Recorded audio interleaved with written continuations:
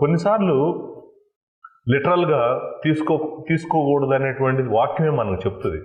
యెహోవా నా కాపరి, లేకపోతే నేను మంచి కాపరిని, నా గొర్రెలు నా స్వరం విను అని అన్నాడు అనుకోండి ప్రభు.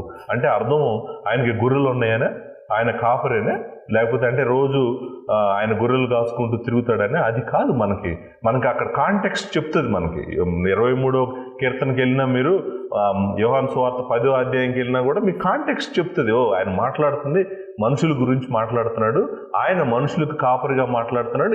ఈ మాటలు యోహాను సువార్త 10వ అధ్యాయంకి ఎక్కడి నుంచి వస్తున్నాయి అంటే ఇర్మియా గ్రంథం నుంచి వస్తున్నాయి, కీర్తనల నుంచి వస్తున్నాయి. ఇశ్రాయేలీయులను ఆయన ఎలా కాచాడో దాని గురించి వస్తున్నాయి. ఆయనే వాళ్ళకి కాపరి అని ఆ ఇమేజరీని ఇక్కడ వాడుతున్నాడని మనకు అర్థమవుతుంది. అర్థం కాకుండా ఏముండదు మనకి. కాకపోతే మనం ఎప్పుడు కూడా లిటరల్ మీనింగ్ కోసమే ట్రై చేయాలి. Unless context explains